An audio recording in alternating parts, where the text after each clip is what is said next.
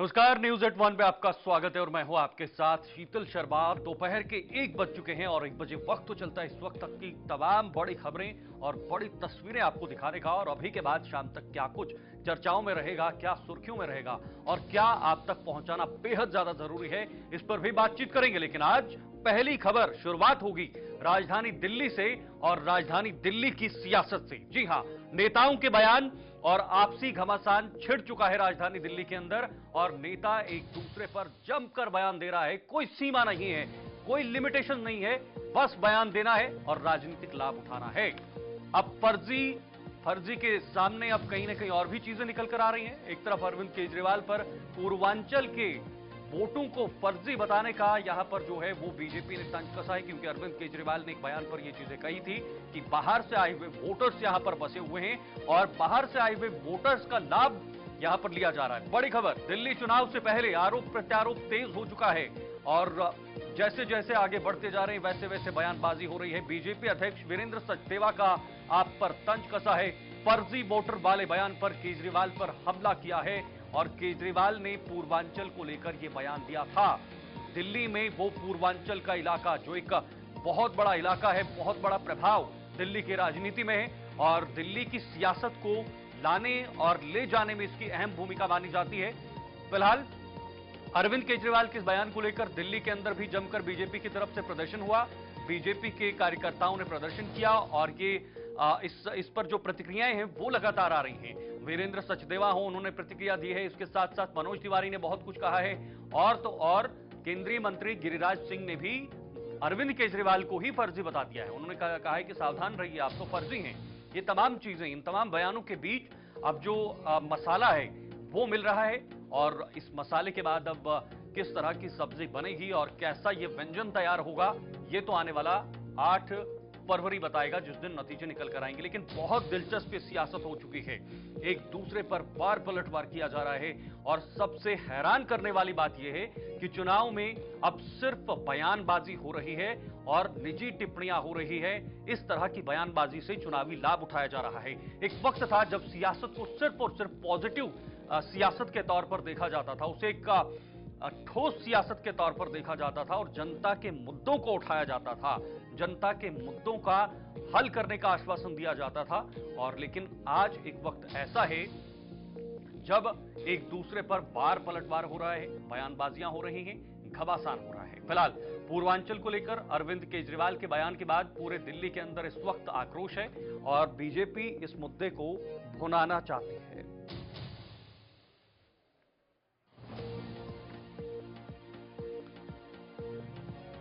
चलिए जरा आपको समझाएंगे पूर्वांचल कितना इंपॉर्टेंट है। देखिए जरा ग्राफिक्स के जरिए दिल्ली में पूर्वांचल वोटर्स कितने हैं, कई विधानसभा सीटों पर निर्णायक भूमिका है पूर्वांचल वोटर्स की, बहुत महत्वपूर्ण है। आपको समझाएंगे, दिल्ली में बड़ी संख्या में पूर्वांचल के लोग रहते हैं और यह भी एक बहुत बड़ा फैक्टर है। अगर पूर्वांचल को नाराज किया है तो समझो आपको इसका खामियाजा भुगतना पड़ेगा।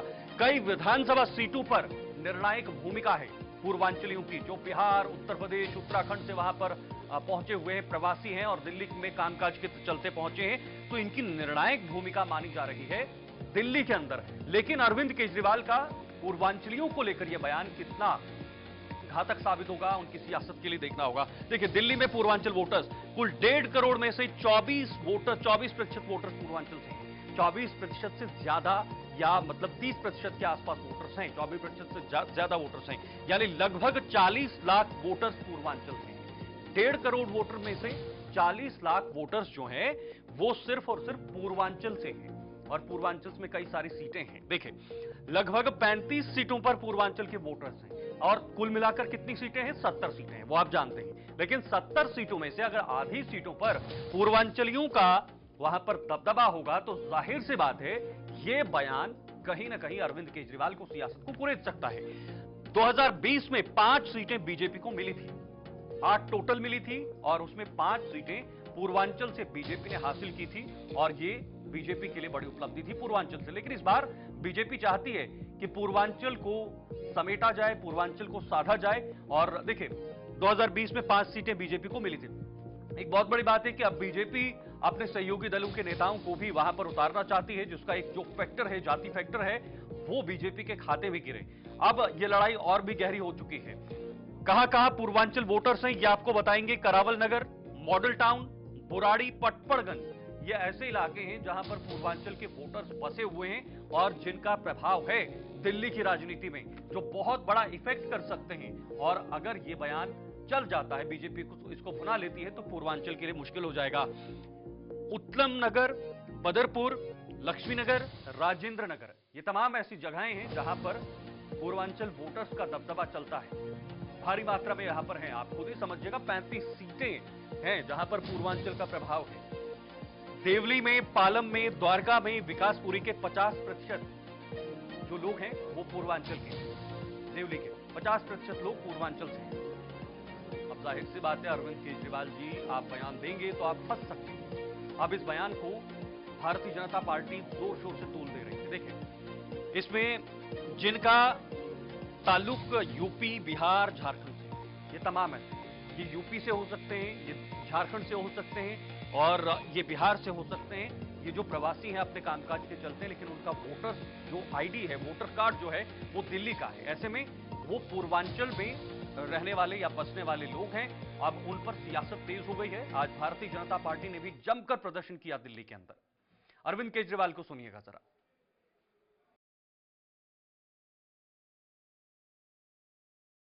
गाली गलौज पार्टी के कुछ नेताओं ने दिल्ली के अंदर 1100 रुपए वोट खरीदने के लिए बांटे और पूरे मीडिया में दिल्ली में इस बात की चर्चा हुई, चारों तरफ चर्चा हुई। खुलेआम नोट देकर वोट खरीदने की कोशिश की गई। उसके बाद हमने पड़ताल की, जांच की कि इसके पीछे की सच्चाई क्या है। और हमें जो सूत्रों से जानकारी मिली वो और गंभीर है कि दरअसल गाली गलौज पार्टी के नेताओं ने 10-10 हजार रुपए बांटने के लिए अपने नेताओं को दिया था कि वोट खरीदो, 10-10 हजार रुपए बांटो।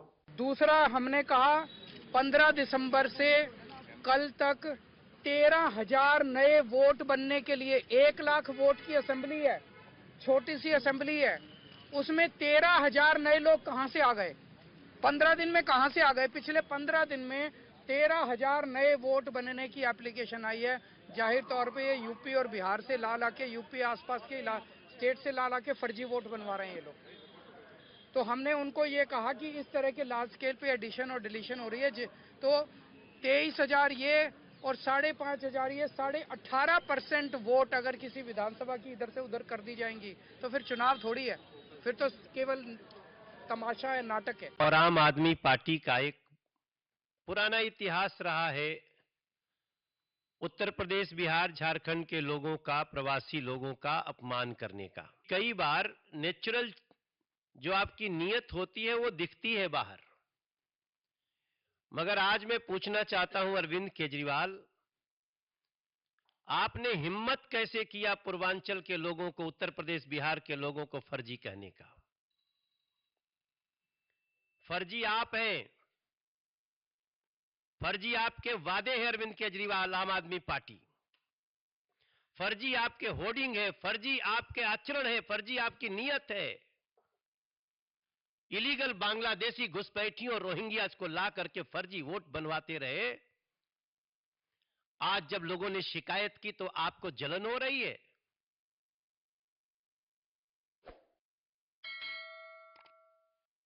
अरविंद केजरीवाल समय समय पर पूर्वांचल के भाई बहनों का अपमान करते रहे हैं। उनके मन में यूपी और बिहार के लोगों के लिए नफरत भरी हुई है। कभी वो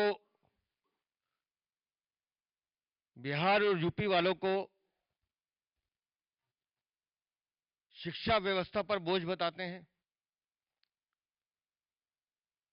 कभी कहते हैं कि दिल्ली की स्वास्थ्य सेवाओं पर वो 500 रुपए का टिकट लेकर आते हैं और दिल्ली पर बोझ डाल के चले जाते हैं।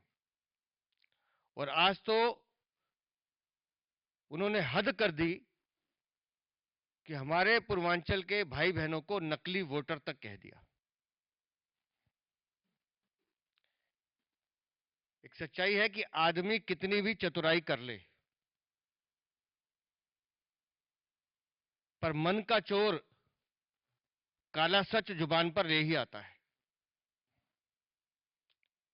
अरविंद केजरीवाल वर्षों से बार बार मौका मिलने पर यूपी और बिहार के पूर्वांचल भाई बहनों का अपमान करते रहे हैं। अरविंद, तो आपने सुना अलग अलग नेताओं ने क्या क्या प्रतिक्रियाएं दी, लेकिन बड़ी बात यह है कि वोटर्स को टटोलने के लिए अब जो पार्टियां हैं वो तेरा वोटर मेरा वोटर कर ये राजनीति को आगे बढ़ा रही हैं। फिलहाल दिनेश सिंह जी हमारे साथ, हमारे मेहमान हैं, हमारे साथ ज्वाइन हो चुके हैं। दिनेश जी, आपका बहुत बहुत स्वागत है हमारे साथ ज्वाइन होने के लिए। दिनेश जी, तेरा वोटर मेरा वोटर, असली वोटर नकली वोटर, जो मुद्दे हैं, हमने पहले भी कई बार बात की है इस मामले पर कि अब जो मुद्दे होते हैं, जमीनी मुद्दे होते हैं, वो गायब होते हैं। बस अब अलग तरीके की राजनीति की जा रही है। अब पूर्वांचल पर यह लड़ाई आ चुकी है दिल्ली की, कैसे देख रहे हैं? जी प्रणाम शीतल जी। देखिए, सबसे पहले अगर देखा जाए तो जब जैसे कि एक पुरानी कहावत है कि नाप तोल के बोलो, और मुख्यमंत्री अगर शीर्ष अगर कोई निर्णय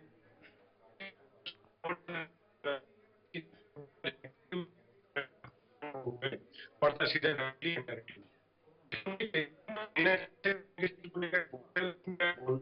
एक व्यक्ति भी हाथ अगर हो तो उसमें इनको सोचना समझना चाहिए। तो अभी जैसे इनका बयान था कि जैसे डिलीशन और एडिशन जो है, ये चीजें एक मतलब एक तरह से निरंतर चलने वाली प्रक्रिया है, तो उसमें कोई खास दिक्कत वाली बात नहीं है। अगर आपको लगता है उसमें कोई समस्या अगर है तो उसमें आप देखिए इलेक्शन कमीशन के पास में अपनी आपत्ति जो है उसको दर्ज करा सकते हैं। लेकिन इसमें अगर चीजें उस तरीके से अगर है कि अगर डिफरेंट डायरेक्शन में अगर जाए तो आपको देखिए समझना पड़ेगा, सोचना पड़ेगा। अरविंद केजरीवाल जी इससे पहले भी पूर्वांचली वोटर्स जो हैं उनको लेके कुछ न कुछ बात इस तरह करते रहे, तो इनसे इनको बचना चाहिए था। अभी जैसे कि 2 दिन पहले की बातचीत में थी कि नई दिल्ली सीट पे जैसे कुछ वोटर्स का डिलीशन और एडिशन को लेकर के मसला था, और उसको लेकर के उन्होंने बता दिया कि ठीक है यहाँ पर आकर के, और भाजपा ने कुछ अपनी मिली भगत के नाते और यूपी और बिहार से लोगों को लाकर के यहाँ पर जो है फर्जी वोट बनाती है, तो उससे कहीं ना कहीं इनको बचना चाहिए। अगर आपत्ति थी तो तरीके से उसकी जो प्रक्रिया है फॉर्म 6 और फॉर्म 7 है उसको लेकर के आपत्ति उठाते, तथ्यों के साथ उठाते और इलेक्शन कमीशन से जाकर के मुलाकात करते। लेकिन ये चीज कहीं ना कहीं जैसे उसमें असर, और वो भी इस ऐसे समाज पे जिनके 40 लाख वोटर्स यानी कि 35 सीटों पे उनका असर है, और मतलब 20 सीटें तो सीधे एक तरह से आधा आधी राजनीति तो इन्हीं पर डिपेंड है, इन्हीं पर निर्भर है। 70 में से तो 35 सीटों पर इनका प्रभाव है, तो फिर ये फर्जी कैसे हुआ? जी बिल्कुल शीतल जी, देखिए मैं उसी पे आ रहा था कि 35 सीट्स हैं उस पे एक तरह से पूर्वांचली वोटर्स, मतलब उसमें पूर्वांचली वोटर कौन कौन बताता हूँ। जैसे गिग वर्कर्स हो गए, उसका जैसे कि रिक्शा चालक हो गए, ऑटो चालक हो गए, और जो छोटी रेहड़ी पटरी लगाने वाले हो गए, तो उसमें ज्यादातर जो है पूर्वांचल से आए हुए लोग हैं जो अपनी रोजी रोटी की तलाश में, और सम्मानजनक तरीके से। और दिल्ली की अगर रेड इनको बोला जाए तो गलत नहीं होगा सर। अगर आज जैसे मान के चले पूर्वांचली अगर यहाँ से अगर चले जाएं दिल्ली से, तो शायद दिल्ली का 2 दिन चलना मुश्किल हो जाए, क्योंकि ये चीजें जैसे कि जो डे टू डे एक्टिविटी में जो सहायक के तौर पे और एक तरह से जो कार्य करते हैं, तो उसमें एक तरह से दिल्ली को चलाने का काम ये लोग करते हैं। और उसमें 35 सीट पर जैसे कि मतलब कि डायरेक्टली इनडायरेक्टली असर, और दूसरा 20 सीट पे तो सीधा निर्णायक भूमिका जो है पूर्वांचली वोटर्स की है। तो उसमें उस तरीके से एक मुख्यमंत्री के मुंह से अगर इस तरह का बयान अगर आएगा, दूसरा जैसे कि अगर ये पूर्वांचलियों की हिमायती की अगर बात करते थे, तो देखिए शीला दीक्षित जी से मतलब थोड़े दिन पहले तक जैसे कि उनसे पहले थी, 2013 से पहले मुख्यमंत्री शीला दीक्षित थी, तो उससे पहले, और जैसे कि भाजपा की सरकार भी थी, तो उस टाइम पे देखिए जो छठ पूजा जैसे कि इनका बहुत बड़ा त्योहार जो पूर्वांचलियों का होता है, तो उसमें गंगा के यमुना में उगते सूरज को और डूबते सूरज को अर्घ देने का कार्य किया जाता था, और एक अहम रस्म होती है सर। तो उसमें मतलब मान के चलें कि जब से आए तब से उसके बाद मान के चलें कि ज्यादातर समय पे यमुना में वो पूजा यमुना मतलब नहीं कर पाए, और उसका कारण ये रहा कि प्रदूषित इतनी ज्यादा थी, और जिसमें कि मतलब भाजपा के जो अध्यक्ष थे वो भी डुबकी लगा के आए और बाद में उनको हॉस्पिटल पहुंचना पड़ा। तो एक तरह से जो वो चीज थी जिसके लिए कि बल्कि केंद्र सरकार ने 2000 करोड़ से ऊपर का जो है इनको मतलब एक सहायता देने का काम भी किया था, और साथ में अन्य स्वयंसेवी संस्था वगैरह एनजीओ जो है उन्होंने भी काम करने का काम किया। लेकिन उस पैसे को इन्होंने डाइवर्ट करके कहीं ना कहीं अपने एडवर्टीजमेंट के खर्चों पे या अन्य खर्चों पे कर दिया, जिससे कि इनका चेहरा चमकता रहे। तो वो चीजें कहीं ना कहीं गलत थी। और दूसरा जैसे कि रोजगार की जैसे बातचीत है, तो देखिए ये बेचारे अपने तरीके से पूर्वांचली वोटर जो हैं तो बहुत सम्मानजनक स्थिति में और बहुत मतलब के खुददार लोग होते हैं, और आकर के इन्होंने अपनी आजीविका खुद बना करके और दिल्ली को भी सहारा दिया और खुद को भी सहारा दिया। और जाकर के जैसे कि अगर गए तो एक तरह से इनका मतलब ये मैंने देखा कि अगर एक व्यक्ति यहाँ आता है तो साथ में 5 लोगों को और बुला करके उनका जीवन स्तर सुधारने की कोशिश करता है। उनके साथ में ऐसी अपमानजनक स्थिति अगर खड़ी होगी तो कहीं ना कहीं देखिए असर तो आप पे पड़ेगा पड़ेगा। और पिछले 3 चुनाव में जैसे सिर्फ देखिए बहाना करने का सिर्फ काम किया अरविंद केजरीवाल जी ने, और सोचना समझना इनको पड़ेगा। और जैसे कृत्रिम घाट बना करके बाद में दिखावा करने का सिर्फ कार्य किया, जबकि था कि यमुना में अगर आपको लगता था कि ठीक है आप इतना बड़े हिमायती है, तो यमुना का जो पैसा मिला था केंद्र सरकार से उसको तरीके से खर्च करते, कायदे से अगर खर्च करते तो यमुना जी की स्थिति ऐसी नहीं होती। और आपको ये सब बोलना नहीं पड़ता। जेपी नड्डा को लेकर के आपने टिप्पणी कुछ की थी उसको लेकर के, तो लेकिन जेपी नड्डा स्वयं जो है यमुना जी में जाकर के डुबकी लगा के आते थे और छठ पूजा में कईयों कार्यक्रम में वो जाकर के सम्मिलित हुए। उससे पहले शीला दीक्षित जी वो हर बार कैबिनेट को लेकर जाया करती थी, और ऐसे भाजपा के बड़े जो नेता थे वो जाए, राजनाथ सिंह जी जाया करते थे।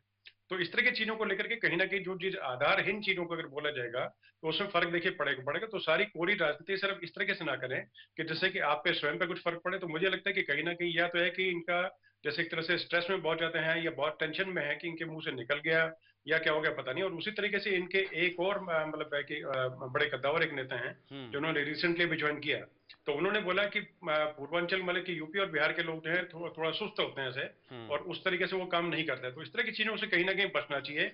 लेकिन और क्या भाजपा ने अपने तरीके से पॉलिटिकली पूरे राजनीतिक दृष्टिकोण से क्या ये बीजेपी इस पूरे मुद्दे को भुना पाएगी? इस 35 सीटों पर जो दबदबा है पूर्वांचलियों का, क्या बीजेपी अपना वो दबदबा बना पाएगी, इस मुद्दे को भुना पाएगी आने वाले समय तक? हाँ बिल्कुल, मुझे लगता है उसका पूरा फर्क पड़ेगा। क्योंकि देखिए जैसे अभी जो 7 सीट जैसे कि भाजपा के पास में सिर्फ 5 सीटें जो हैं वो एक तरह से पूर्वांचलियों के ही दम पर कराई गई हैं सारी सारी। और दूसरा कई जो नेता जैसे पूर्वांचल मोर्चा भी है, भाजपा ने अपना एक मोर्चा बना रखा है जो पूर्वांचलियों को समर्पित पूरा है, उनकी समस्याओं को लेकर के, उनकी बातों को लेकर और मुखर होकर के बातें अक्सर रखी जाती हैं। और यमुना को लेकर के भी काफी उन्होंने संघर्ष करने का काम किया था उस मोर्चे ने। और जैसे कि मनोज तिवारी एक मतलब मुखर नेता है और कद्दावर नेता है, तो उनका भी और होने वाले समय में मतलब कि आने वाले समय में कोई बड़ी बात नहीं कि शायद मुख्यमंत्री भी बन जाए, वो बन जाए, या प्रवेश वर्मा बन जाए, या और कोई बन जाए, मतलब पक्का नहीं कहता, लेकिन मतलब एक तरह से उस रेस में उस दौड़ में है वो से, और उस तरीके से है। तो देखिए उनको सम्मानजनक स्थिति में जैसे जो भी पार्टी या जो भी जैसे कि कोई संस्था या जो भी जैसे कि मतलब कि राजनीतिक संगठन कोई जैसे कि एक समाज को और कहीं मान सम्मान की दृष्टि से देखेगा और उनको मान सम्मान से अगर कहीं बैठाएगा, तो देखिए पूरे समाज पे शीतल जी उसका फर्क पड़ता है। तो उस नाते से मुझे लगता है कि जैसे कि जो एज जो है इस बार जो मिलेगा, क्योंकि और जो पिछले जो 2 चुनाव थे, 3 चुनाव जो थे, उससे भिन्न इस 2020 के बाद में 2025 का जो चुनाव है, तो इनके लिए बहुत मुश्किल रहेगा आम आदमी पार्टी के लिए। और जिस तरीके से अगर देखा जाए तो उसमें सीधा सीधा जैसे कि बोला जा रहा है कि त्रिकोणीय मुकाबला, लेकिन दिल्ली में मैं त्रिकोणीय मुकाबला कहीं नहीं देखता, सिर्फ एक नई दिल्ली सीट को छोड़ करके, जिसमें साहब सिंह वर्मा के बेटे हो गए प्रवेश वर्मा, और जैसे कि शीला दीक्षित के बेटे हो गए संदीप दीक्षित, ये हो गया। और दूसरी तरफ है कि पूर्व मुख्यमंत्री अरविंद केजरीवाल। इस सीट को छोड़ करके कहीं पे त्रिकोणीय मुकाबला नहीं, सिर्फ है कि आम आदमी और भाजपा है मुकाबले में। और बाकी जैसे कि कांग्रेस जो है सिर्फ अपने वजूद को, अपने वर्चस्व को सिर्फ बचा के रखने के लिए, और जैसे कैडर इनका जो है बिल्कुल है कि दरकिनार ना कर दे पार्टी को छोड़ करके, अन्य पार्टी में ना चले जाए, सिर्फ इसलिए चुनाव लड़ने का और डिफेंसिव में चुनाव लड़ने का कार्य कर रहे हैं। और पूर्वांचली वोटर्स को देखिए जिसने सर माथे बैठाया तो सत्ता जो है उसी के नजदीक आएगी और उसी को सत्ता मिलेगी। ये आप मतलब एक क्लियर तरीके से मार्क करके बता रहा हूं। दिनेश जी, कांग्रेस की बात आपने कही तो कांग्रेस कहीं अलग थलग नजर आ रही है। अपने सहयोगियों का साथ भी छोड़ा है, सहयोगियों ने उनका साथ भी छोड़ा है, और सक्रिय भी जमीन पर नजर नहीं आ रही है। ये वजह क्या हो सकती है? क्या एक रणनीति है या फिर कांग्रेस पूरी तरह से खत्म हो रही है? जनसंपर्क जो है, देखिए जो लोगों के साथ संपर्क होना चाहिए, वो कम हो रहा है। देखिए उसमें अगर अहम तरीके से शीतल जी अगर बताऊं तो जैसे भारत जोड़ो यात्रा जब निकाली थी राहुल गांधी ने, उस वक्त देखिए थोड़ा कनेक्ट हुआ था और कुछ सीटें बढ़ने का काम भी किया था। और सीटें देखिए जो बढ़ी तो एक तरह से इंडिया गठबंधन की बैसाखी के सारे जो सीट्स इनकी जैसे कि एक तरह सेंचुरी के आसपास जो टच कर पाए, तो सिर्फ उस बैसाखी के नाते। और अदरवाइज ये मान के चले अगर अकेले लड़ते तो मुझे नहीं लगता कि जैसे पिछले 2 चुनाव से चल रहा था 50 से नीचे नीचे का आंकड़ा, तो वो उससे नीचे ही रहते। 2019 से 19 का लगा लें, 2000 उसके बाद जैसे कि 24 का जो था, तो उसमें जैसे कि सेंचुरी के आसपास पहुंचे। तो उसका रीजन वही मैंने बताया। और दूसरा उसका बहुत बड़ा रीजन ये है कि जैसे जो पिछड़ती हुई कांग्रेस को देख करके और उनकी महत्वाकांक्षा जो थी वो ज्यादा बड़ी थी, और जैसे कहीं ना कहीं जैसे वो एक तरह से बोझ के नाते जैसे कि और सहयोगी दल जो थे, जैसे कि टीएमसी बोले या जैसे कि मतलब कि जैसे कि वाम दल बोले, या अन्य जैसे कि जो दल हैं, तो उन सबको एक तरह से ये बोझ की तरह लगने लगे थे कि हमारे पे एक तरह से पैरासाइट की तरह है और हमें इनको देना ज्यादा पड़ेगा, इनसे मिल हमें कम रहा है। अब उसका एक मतलब कि सीधा उदाहरण बताता हूँ कि जैसे कि यूपी में दो लड़कों ने, और जैसे कि अखिलेश यादव और राहुल गांधी, तो उनके दो लड़कों को जोड़ी इनको बुलाता था, लेकिन जब समाजवादी पार्टी के साथ में चुनाव लड़ने का कार्य किया तो समाजवादी पार्टी ने उसमें लूज किया काफी, और उसको एक तरह से उन्होंने सबक की तरह लिया और बाद में इनसे गठबंधन जो है उसका नाता तोड़ा, और तोड़ के अकेले जो चुनाव लड़ा तो 37 सीटों पर सीधा जाकर के पहुंचे ऐसे। और उस तरह के मतलब कि दिखाने के लिए था, अगर था भी गठबंधन तो दिखाने के देखा, लंबा चौड़ा उसमें कुछ नहीं था। सीटें उनको गठबंधन में दी भी गई थी, वो दी गई थी जिसपे सपा कभी जीती नहीं थी। उसका जैसे कि विधानसभा की अगर बातचीत करें से अभी जैसे कि थोड़े दिन पहले 9 सीटों में जो चुनाव थे, उसमें स्वयं ये चीज थी कि 2 सीटें उनको ऐसी दी गई जिसपे कोई लंबा चौड़ा वजूद नहीं था कांग्रेस का, और उसके बाद में ज्यादातर सीटों पे जैसे कि समाजवादी पार्टी जो है उभर गई। तो इस नाते से, और दूसरा जैसे टीएमसी को भी ये लगने लगा कि कहीं ना कहीं जैसे कि हम लोग अगर इनके साथ अगर चलते हैं तो हम लोग उससे लूज करेंगे, तो हमें अगर फाइट में आना है तो सीधे तरीके से हमें फाइट अगर लड़नी पड़ेगी भाजपा से, तभी हम आगे चल पाएंगे। तो एक तरह से भाजपा जो है सभी के लिए एक तरह से बोझ मतलब बन गई, तो इसीलिए उसको जो कांग्रेस बोझ बन गई, और कांग्रेस जो है वो टक्कर लेने की स्थिति में कहीं से भी किसी प्रदेश में और भाजपा से सीधी फाइट में नहीं थी। इसको लेकर के इंडिया दिनेश जी, गठबंधन ने क्या सीधा निर्णय अरविंद किया। केजरीवाल को इस बार एंटी इनकम्बेंसी का पूरा पूरा यहां पर सामना करना पड़ेगा और ये उनके लिए भारी पड़ सकती है? और नंबर 2, भ्रष्टाचार का जो मामला उन पर या जो आरोप लगा हुआ है, वो बेल पर बाहर हैं, जेल में भी रहे काफी देर तक, क्या ये भी एक फैक्टर रह सकता है इन चुनाव में दिल्ली की जनता में? 3 चीजें रहेंगी शीतल जी। पहली बात तो एंटी इनकम्बेंसी पूरी तरीके से रहेगी। दूसरी चीज देखिए, जैसे पिछले जो 3 चुनाव रहे 2013, 2015, 2020, तो उसमें पहला चुनाव था वो उन्होंने भ्रष्टाचार के उस पर लड़ा था कि भाई मतलब मैं आऊंगा तो सबको रहे कि मतलब जेल में डाल दूंगा। बिल्कुल। लेकिन चुनाव में जब सीटें कम मिली तो सीधा शीला दीक्षित की पार्टी के साथ में इन्होंने मतलब हाथ मिला लिया से, तो वो नेगेटिव किया, लेकिन नेगेटिव तुरंत उन्होंने सरकार बर्खास्त कर दी और फिर उन्होंने बोला कि नहीं ऐसा है कि मतलब मैं मेरी गलती थी, इनके साथ मैंने हाथ मिलाया और आप मुझे, मैं आपका दिल्ली का मतलब भाई हूँ, बेटा हूँ, तो मुझे मतलब सीधा कर देते हैं, मतलब कि अच्छी अगर सीट देते हैं तो मैं दिल्ली को बेहतर करने के मतलब काम करूंगा उसमें। तो 2015 में इनको बहुत अच्छा बहुमत मिला। उसके बाद फिर कुछ काम नहीं कर पाया लंबा चौड़ा, तो इसके बाद फिर बाद में जैसे कि अगला जो चुनाव रहा उसमें बोला कि ठीक है मतलब एक मौका और दीजिए, अगर मैं इस बार नहीं कर पाऊँ तो अगली बार मुझे मत देना। यही स्थिति मतलब 2024 तक मतलब दोहराते रहे। लेकिन वो चीज रही। दूसरा भ्रष्टाचार की बातचीत अगर करें शीतल जी, तो भ्रष्टाचार का पूरे तरीके से इनका पूरा कैबिनेट जो है, जो मेन जो मंत्री थे वो अंदर गए, और वो भी अपनी कुछ इस तरह की चीजों को लेकर के उसका पूरा ट्रेल मौजूद है। जैसे कि अगर बोलते अलग है कि हमारे खिलाफ कोई सबूत नहीं, लेकिन पूरे ट्रेल सब कुछ मौजूद है, क्योंकि कोर्ट में कोई भी जो तकरीर होती है वो बिना मुद्दे की ठहरती नहीं है। तो ये चीज है। चलिए, बहुत बहुत शुक्रिया दिनेश जी आपका हमारे साथ जुड़ने के लिए, और आपने समय दिया इसके लिए भी बहुत बहुत शुक्रिया। जरा अब आगे बढ़ेंगे अगली खबर की तरफ, और आप समझ गए होंगे कि मैं किस पर बात करना चाहता हूं। दिल्ली चुनाव, बीजेपी तैयार, यानी बीजेपी अब दिल्ली के अंदर तैयार नजर आ रही है। और जिससे पहले भी हम बात कर रहे थे, हमारे साथ जो राजनीतिक विश्लेषक थे उन्होंने भी कहा कि पूर्वांचल का मुद्दा बीजेपी अगर बुनाएगी तो वहां पर उनको फायदा हो सकता है। लेकिन फिलहाल आज बीजेपी की मीटिंग हुई है, बैठक हुई है, उसमें बीजेपी के आला अधिकारी खुद प्रधानमंत्री मोदी भी थे और उनकी अध्यक्षता में बैठक हुई है। और ये बताया जा रहा है कि प्रधानमंत्री मोदी अपने कार्यकर्ताओं को और जिन लोगों को जिम्मेदारी दी गई है दिल्ली की, उनको मूल मंत्र दिए। बीजेपी ने दिल्ली में कमर कस ली है। बीजेपी की आज इलेक्शन कमेटी की बैठक हुई और इलेक्शन कमेटी से पहले कोर ग्रुप की बैठक भी हुई है। कोर ग्रुप की बैठक भी हुई है और मोदी अमित शाह संभालेंगे दिल्ली में कमान, क्योंकि खुद प्रधानमंत्री मोदी के चेहरे पर बीजेपी वहां पर चुनाव लड़ने जा रही है। अमित शाह हो या फिर बाकी अन्य बड़े नेता हों, बड़े चेहरे हों, उनको दिल्ली के अंदर प्रदर्शित किया जाएगा और उसी आधार पर ये चुनाव लड़े जाएंगे। अरविंद केजरीवाल ने कई बार बीजेपी को चेहरा न होने का आरोप लगाया है, या फिर ये कहा है कि उनके पास चेहरे नहीं है, उनके पास मुख्यमंत्री का कोई चेहरा नहीं है या नेतृत्व नहीं है दिल्ली के अंदर। ये मुद्दा कितना बड़ा मुद्दा है दिल्ली में और ये मुद्दा चलेगा कैसे? लेकिन फिलहाल पूर्वांचल को लेकर जो बयान अरविंद केजरीवाल ने दिया है, उसको लेकर बीजेपी इस वक्त तैयार है और वो चाहती है कि ये मुद्दा बड़े जो है वो स्तर पर उठाया जाए। हालांकि बीजेपी हमेशा अपने संगठन को जोड़कर चलने का दावा करती है और संगठन के साथ बैठकर, कार्यकर्ताओं के साथ बैठकर हर तरह की मीटिंग होती है, हर तरह की बैठक होती है, चाहे वो चुनाव से संबंधित हो या बाकी अन्य चीजें हों।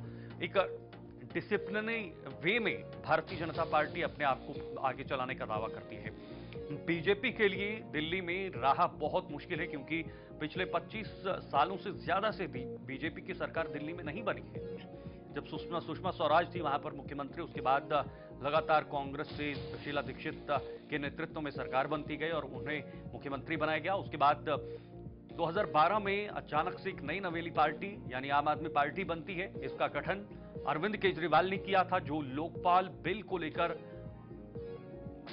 अन्ना हजारे के साथ अनशन पर बैठे थे और उन्होंने पार्टी का नेतृत्व किया, जो निर्माण किया और अब आगे बढ़े। देखिए, दिल्ली में बीजेपी तैयार है। इसके लिए क्या अभी फिलहाल चल रहा है, जल्द प्रत्याशियों की एक और सूची बीजेपी जारी करेगी। ये इस वक्त की बड़ी अपडेट है, क्योंकि एक लिस्ट पहले ही जारी कर चुके हैं जिसमें 29 नाम थे और कुछ वीआईपी चेहरे भी उसमें रखे गए हैं। बड़े चेहरे हैं जिनके नाम सामने आ चुके हैं। देखिए, पहली लिस्ट 4 जनवरी को आई थी।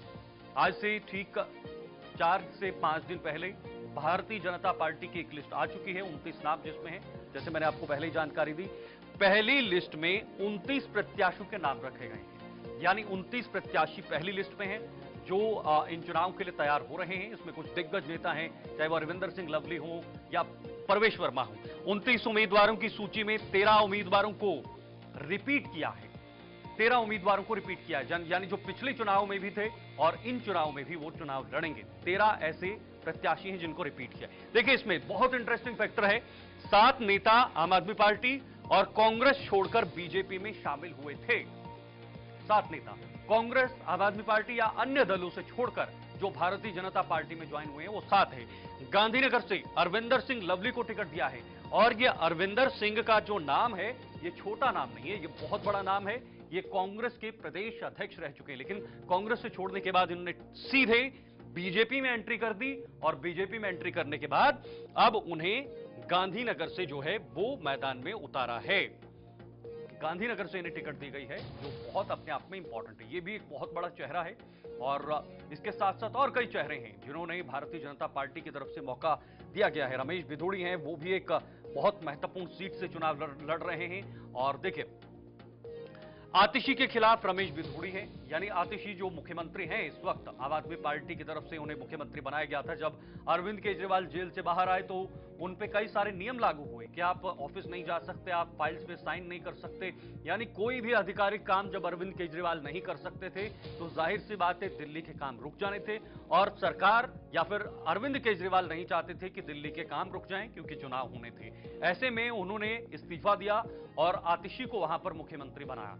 इस वक्त आतिशी मुख्यमंत्री के वहां पर कुर्सी संभाल रही हैं, कमान में है, लेकिन जो चुनाव है उसको लीड करने में अभी भी अरविंद केजरीवाल आगे नजर आ रहे हैं। अरविंद केजरीवाल ने कहा है कि जनता तय करेगी कि मैं ईमानदार हूं या नहीं हूं। अब देखना होगा दिल्ली में कौन जो है वो सरकार बनाएगा। अब जरा आगे बढ़ेंगे। अब बात होगी संभल की, जहां पर मंदिर मस्जिद विवाद में सुप्रीम कोर्ट में सुनवाई हुई है और मस्जिद कमेटी की याचिका पर नोटिस जारी किया गया है। देखिए, मंदिर मस्जिद का जो विवाद है वो थमने का नाम नहीं ले रहा है। इस पर सुप्रीम कोर्ट में सुनवाई हुई है, संभल का ये पूरा मामला, और हर दिन कोई बड़ा अपडेट है। मस्जिद कमेटी की याचिका पर नोटिस जारी किया गया है। उत्तर प्रदेश सरकार को नोटिस जारी किया है क्योंकि मस्जिद कमेटी की तरफ से वहां पर जो याचिका दी थी, 2 हफ्ते में स्टेटस रिपोर्ट दाखिल करने के निर्देश सरकार को दिए गए हैं कि आप जल्द से जल्द स्टेटस बताइए, प्रेजेंट स्टेटस बताइए। मामले में अगली सुनवाई 21 फरवरी को होनी है। तो संभल की शाही जामा मस्जिद कमेटी की जो याचिका पर सुप्रीम कोर्ट ने यूपी सरकार को जो है वो नोटिस जारी किया है और इसमें कहा है कि जानकारी के मुताबिक यूपी सरकार ने कोर्ट को बताया कि वहां शांति का माहौल है, जिस पर सुप्रीम कोर्ट ने 2 हफ्ते से यूपी सरकार से स्टेटस रिपोर्ट दाखिल करने को कहा है। चीफ जस्टिस संजीव खन्ना और साथ साथ जस्टिस संजय कुमार की बेंच ने सुनवाई करते हुए ये नोटिस जारी किया है।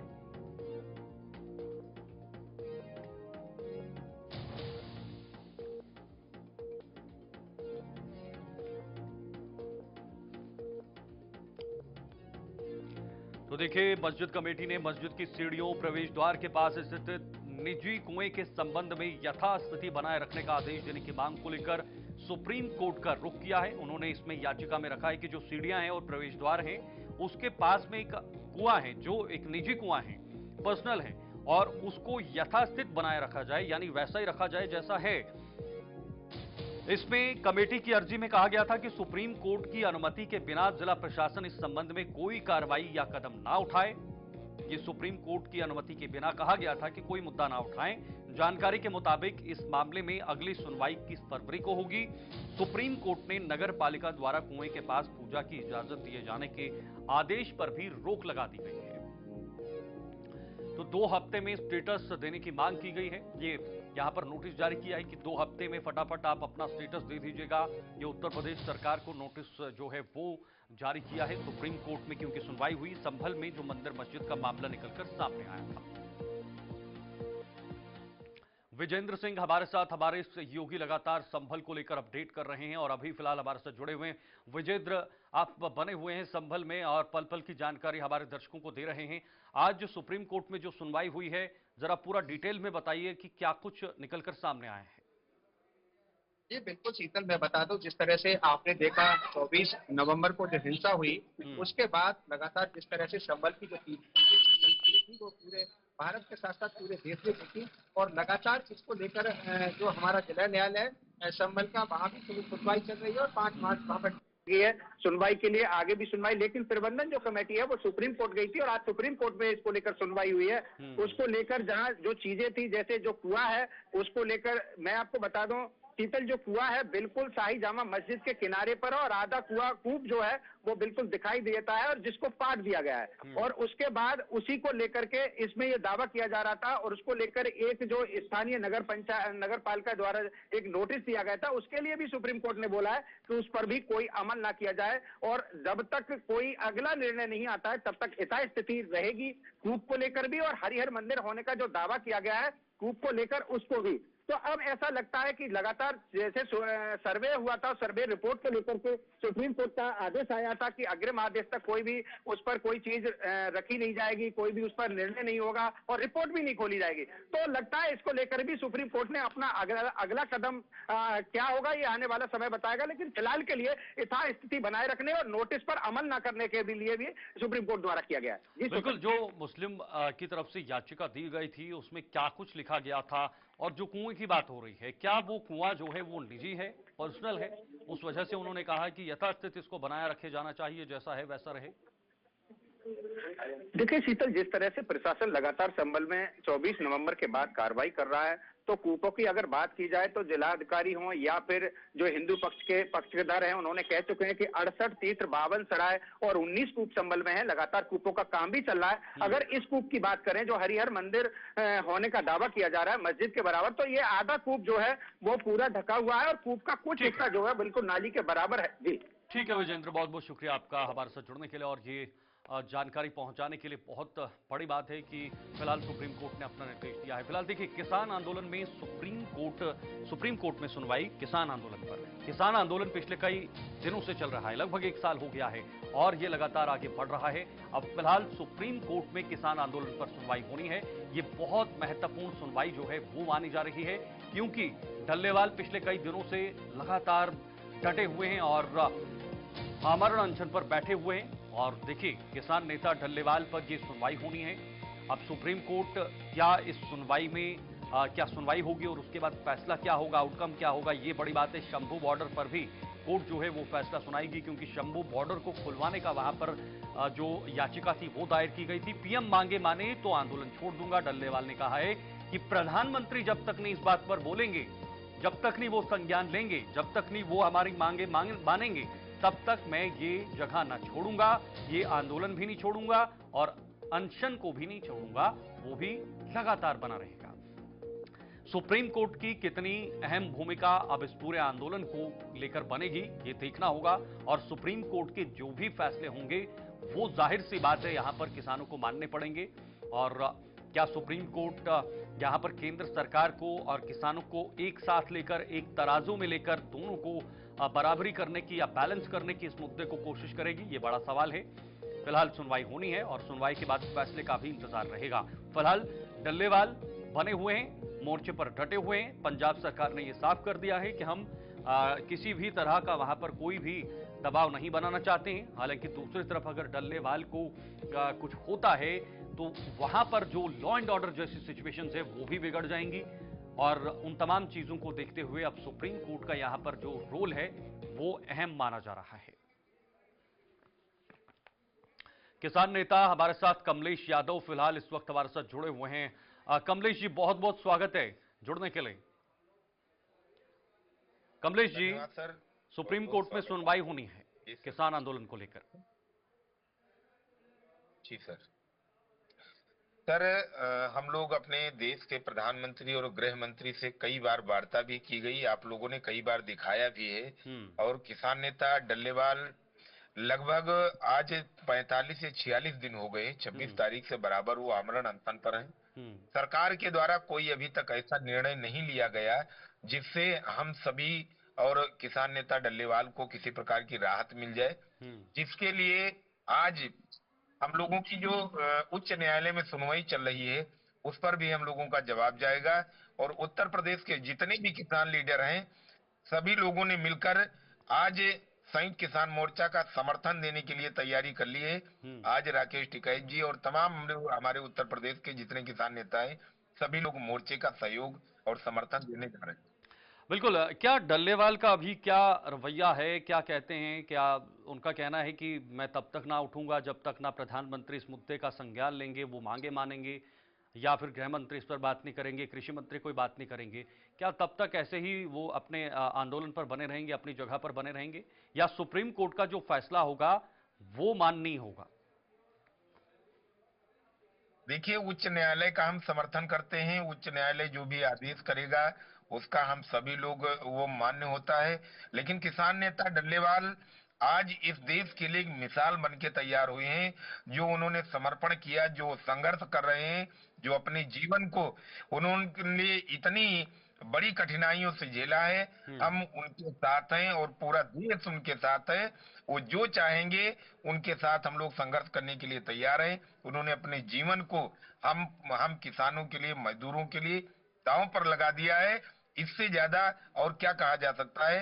जगजीत सिंह डल्लेवाल जी आज उनके शरीर और उनके जो भी चीजें हैं उनका कितना आपने देखा, कई डॉक्टरों ने भी इस पर एडवाइजरी जारी की कि उनका दिन प्रतिदिन स्वास्थ्य गिरता चला जा रहा है, उनके शरीर के कई अंग कार्य करना बंद कर दे रहे हैं। फिर भी हमारे देश के प्रधानमंत्री और गृह मंत्री और खासकर कृषि मंत्री कुछ भी बोलने के लिए तैयार नहीं है।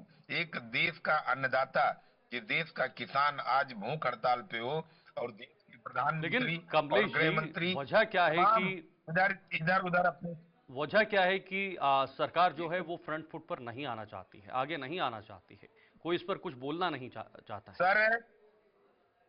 सर रुक जाओ बेटा। सर ये है कि ये देश की सरकार पूंजीपतियों की सरकार है। पूंजीपतियों के दबाव में है ये लोग, और पूंजीपतियों के दबाव में ये लोग बोल नहीं पा रहे हैं, कुछ भी ना बोल पा रहे हैं, ना कुछ कर पा रहे हैं।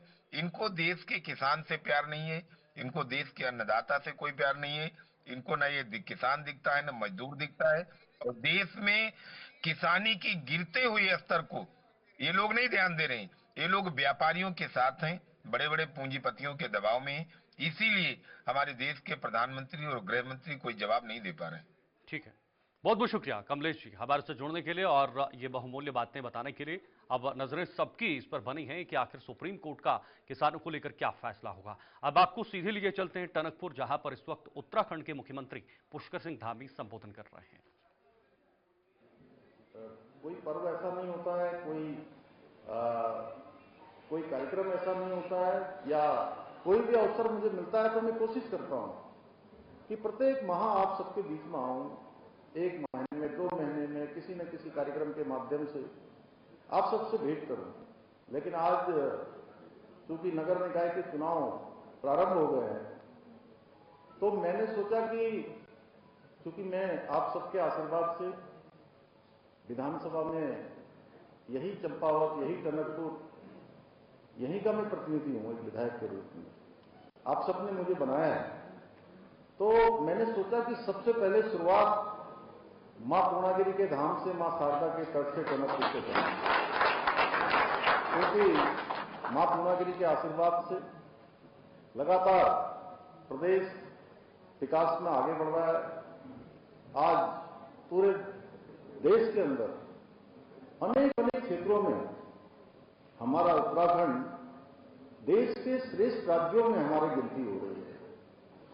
हमारे आदरणीय प्रधानमंत्री श्री नरेंद्र मोदी जी के मार्गदर्शन में, उनके आशीर्वाद से, उनके सहयोग से हमको राज्य के लिए अनेक योजनाएं मिल रही हैं। आज विकास के सतत लक्ष्यों को प्राप्त करने में जो भारत का नीति आयोग होता है, वो हर राज्य की एक रैंकिंग तय करता है, एक इंडेक्स बनाता है कि विकास के ये पैमाने हैं। इन पैमानों पर भारतवर्ष के सभी राज्यों का आकलन होता है और उस आकलन में आप सबको खुशी होगी कि हमारा राज्य देवभूमि उत्तराखंड पूरे हिंदुस्तान के सभी राज्यों में पहले पायदान पर आया, पहले नंबर पर आया। ये सब मां पूर्णागिरी के आशीर्वाद से, मां शारदा मैया के आशीर्वाद से ये सब काम संभव हो पा रहे हैं। इसके साथ साथ राज्य की बेरोजगारी दर को घटाना हो, उसमें भी 4.4% की कमी आई है। इसके साथ ही हमने आज निवेश के मामले में पूरे देश के हमारी गिनती 5 प्रमुख राज्यों में हो रही है। स्टार्टअप के क्षेत्र में अभी रुमला जी आई थी, उनके दामाद आए के साथ, मैंने उनसे पूछा क्या करते हैं आप, तो कह रहे थे मैं स्टार्टअप चलाता हूं। तो आज स्टार्टअप के क्षेत्र में भी नौजवान युवाओं को प्रशिक्षण से जोड़ना, कौशल से जोड़ना, उत्पाद उद्योग से जोड़ना, भाइयों बहनों, उसमें भी हम जहां पहले अचीवर्स की श्रेणी में थे, आज हमारा नाम लीडर्स की श्रेणी में आ गया पूरे देश से। हमने पिछले वर्ष इन्वेस्टर समिट देहरादून में किया था और उस इन्वेस्टर समिट में 3,54,000 करोड़ रुपए के एमओयू, आप सोचिए 3,54,000 करोड़ रुपए के एमओयू हमारे विभिन्न देश दुनिया के आने वाले निवेशकों के साथ हुए और उसमें से 80,000 करोड़ रुपए की आज ग्राउंडिंग पर काम शुरू होना होगा। इसके पीछे हमारा हेतु है कि लोग देश दुनिया से आकर यहां अपना उद्योग लगाएं, अपना निवेश करें और अधिकाधिक रोजगार सर्जन करें। रोजगार सर्जन की दृष्टि से भी हम उनको प्राथमिकता दे रहे हैं जो हमारे नौजवान युवाओं को रोजगार के क्षेत्र में प्राथमिकता देने वाले हैं। बेरोजगारी समाप्त करने के लिए उठाए गए अनेक कदम आज हमारे धरातल पर उतर रहे हैं। आप देखिए, राज्य बनने के बाद राज्य स्थापना के 20 सालों में लगभग 12-13 हजार लोगों को नौकरी मिल पाई थी, लेकिन पिछले 3 सालों में हमने 19,000 से भी ज्यादा लोगों को रोजगार देने का काम किया।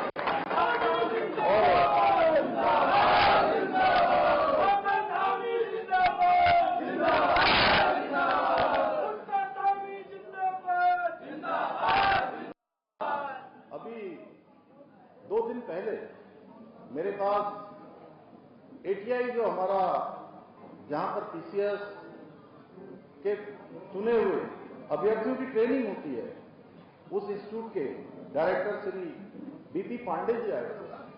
वो कह रहे थे मुझे कि इस बार जो पीसीएस परीक्षा का परिणाम निकला है उसमें उत्तराखंड के लोग सर्वाधिक चयन हुए हैं, सर्वाधिक चयन हुआ है और कोई ऐसा जिला नहीं है जिस जिले से इस बार हमारे बेटे बेटियों का, हमारे भाई बहनों का, गरीब परिवार के माता पिता के बेटे और बेटियों का चयन न हुआ हो।